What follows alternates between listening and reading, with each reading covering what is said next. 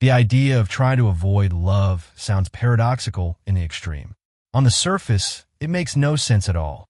Why would anyone take conscious steps to deny themselves an experience which our culture, our biology, and our deepest instincts tell us is so plainly positive and life-enhancing? Love is the central theme of our most celebrated stories, the subject of our most moving songs, the prize at the end of nearly every fairy tale. We know that plenty of people are tragically denied love by external forces, be fate, by circumstance, by loss. So why on earth would anyone take active measures to sabotage love if it lay right there, within their grasp? The answer, as is so often the case with the great paradoxes of human behavior, can only be found by looking back in time. Though we all may crave love in theory, our capacity to actually accept it in practice is critically and often unconsciously dependent on the quality of our earliest emotional experiences.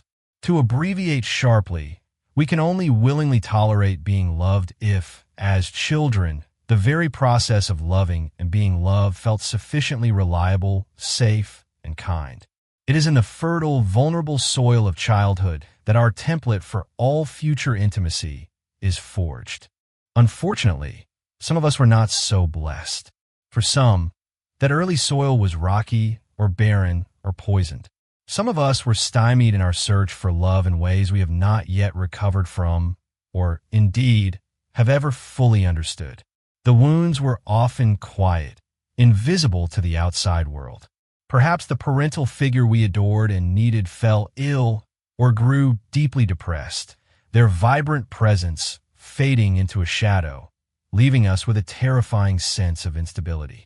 Or perhaps, at the absolute height of our dependence on them, they went away, started a new family, or turned their primary attention to a younger sibling.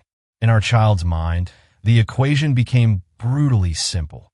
Loving someone fully means they might disappear.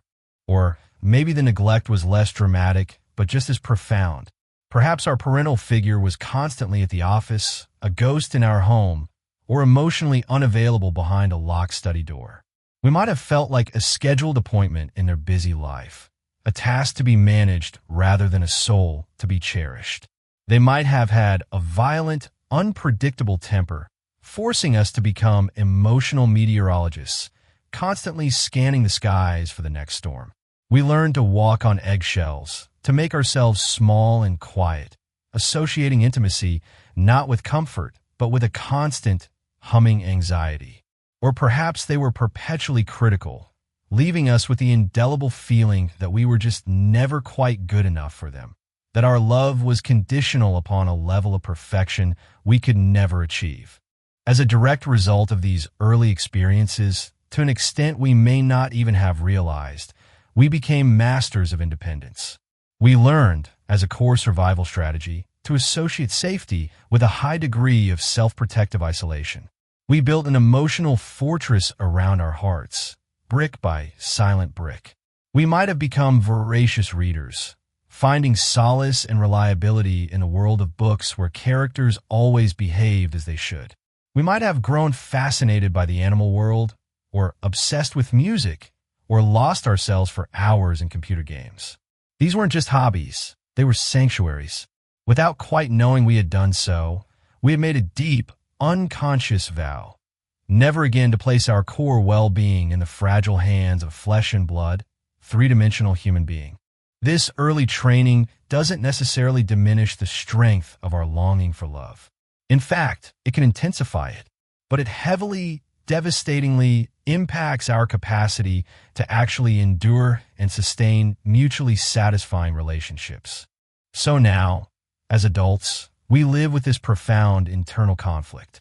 We may tell ourselves and others with complete sincerity that we want closeness and surrender. We will watch romantic movies and feel a deep ache. We will sob with genuine pain when we lose a love.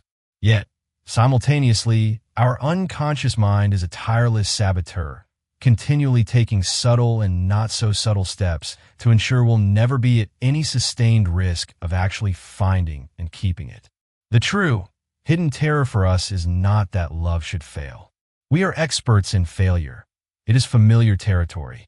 The true terror is that love should, by some oversight on our part, actually succeed.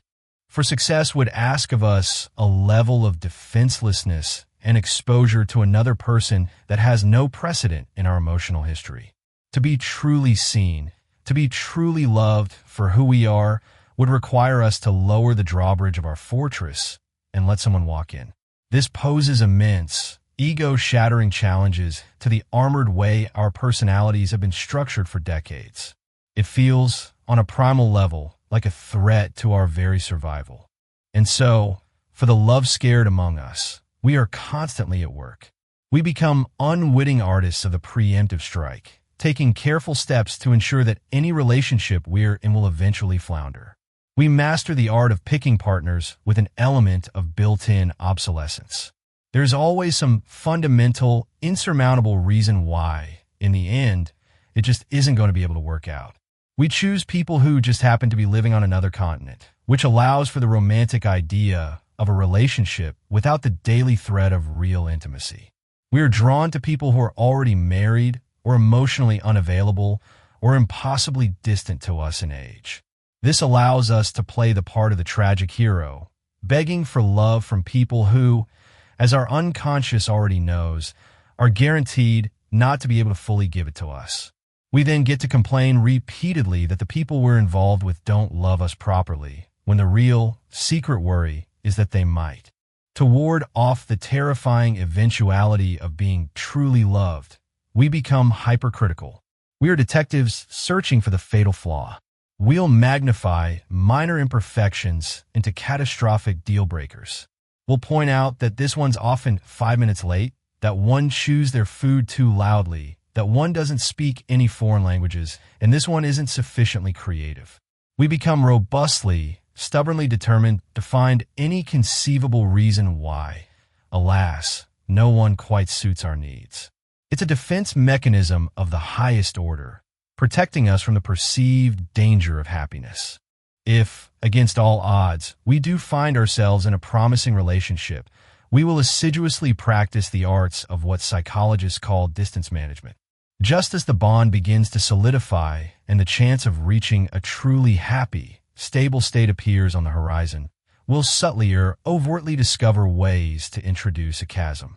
We'll pick an argument over nothing, spoil a birthday with a sour mood, or ruin a beautiful holiday with manufactured drama. We'll suddenly find we have to pour all our energy into work for an upcoming exam or presentation.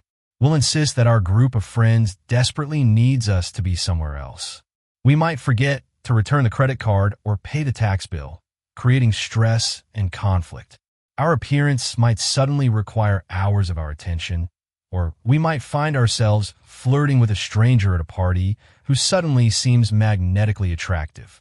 In both tiny and large ways, we instinctively know just how to lower the mood, scupper a bond, and destroy trust, perhaps not enough to end a relationship completely, but certainly enough to worry our partner about our solidity, ensuring, on a private level, that things will never truly fly. Our friends may commiserate with us on our so-called bad luck in love, but a psychologist would note our superlative, if tragic, skill at romantic sabotage. If any of this sounds painfully familiar, immense compassion is required. This is not a moral failing.